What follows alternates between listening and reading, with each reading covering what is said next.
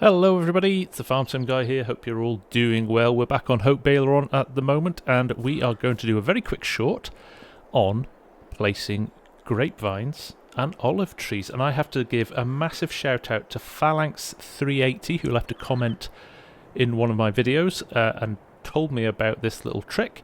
So all credit to him. If I were you, drop onto his channel and give him a like and a sub if you will, just to support him, because he's done all the work on this. I'm just sharing it on with you guys. So if you remember back in my tutorial video for grapes that I did a couple of weeks ago, I suggested there that you could snap, the vines snapped, and in fact, hold my hands up, completely wrong on that. What actually happened was a little bit of a trick with the depth of field and the way I was setting them up, so it looked like they were snapping to both sides of the field and moving along, but actually just a bit of an optical illusion. The grapevines and the olive trees do not snap at the moment, but Phalanx has come up with a really clever, quick way of fixing that so you can get very accurate, very straight rows every single time, and also optimize the amount of vines or trees you've got in your field as well. So we're going to jump in and we're going to show you how to do it.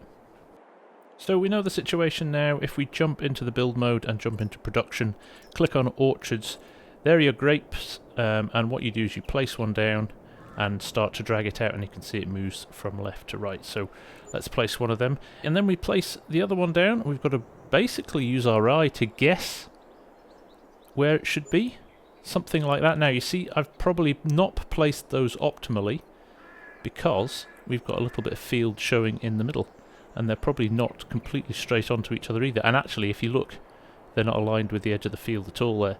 So a little bit frustrating, and should be able to do it better. So here's how you fix it. Okay, so we are now in our program files, and what we want to do is find your install of Farming Simulator 22. I've got it here. Mine is in my program files, and there it is, Farming Simulator 22. I want to open that up. I want to go to Data. I'm going to go down to Placeables. Now within Placeables there is Lizard, and if you look down here you should find Grape and Olive. So what we're going to do, we're going to open up Grape here, and the file you want to be editing is grapesingleton.xml.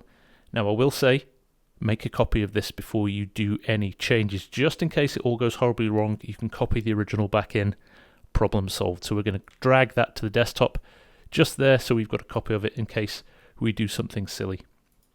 Then you want to double click on this. I use Notepad++, which I'll put a link for in the description below, and we're basically going to change two values in here. We're going to change bounding check width, which is currently at 4.25, so just here, and we're going to change the width down here in the fruit type equals grape. Now the bounding check width changes the minimum distance between each of the vines. So what we're going to do is we're going to reduce that to optimize the amount of space we've got. So we're going to drop this down to 3.5. So it's a little bit narrower, but still wide enough to fit the tractors down.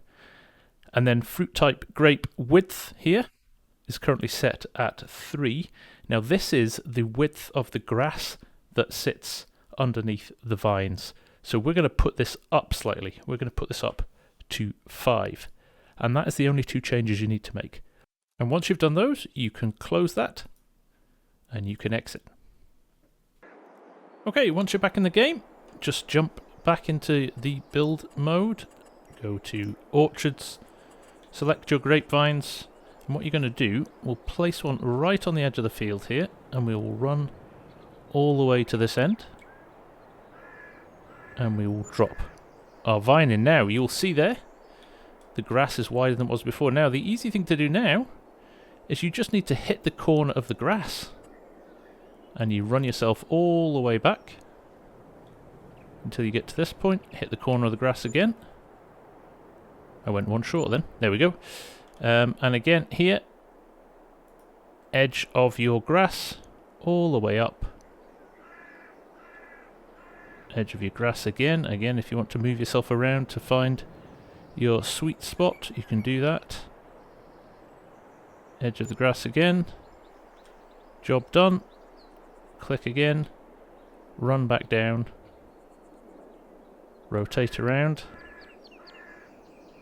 find the edge of your grass again, and there you go, perfectly straight vines, perfectly spaced width between them, and all nice and straight. And the other benefit of this is you manage to get more vines per acre in, so you actually increase the amount of crop you have as well. So let's quickly jump in the little fen and I'll show you how accurate this is. We can still squeeze our narrow equipment down, but what you've got to do for things like your mulcher, there is enough space to just run down one side. You don't have to do multiple passes within a vine to make sure that it fits. So let's just run the mulcher in, just as a demo of that as well. Obviously the grass isn't ready to be mowed yet, but there we go. Ideal width. Again, if you're not happy with those widths, you can play around with it a little bit more, but these seem optimal. Phalanx has done the work on these to make sure that these are optimal for the width of the tractors. So there you go, perfectly placed grapevines. Exactly the same thing works with olives as well, so you can adjust those details in the olives section as well, and you'll get the same results. So, thank you very much, Phalanx, much appreciated, and I hope this helps you with your grape harvests. For me, for now, FarmSim Guy, thanks very much for watching, and I will see you again very soon. Bye for now.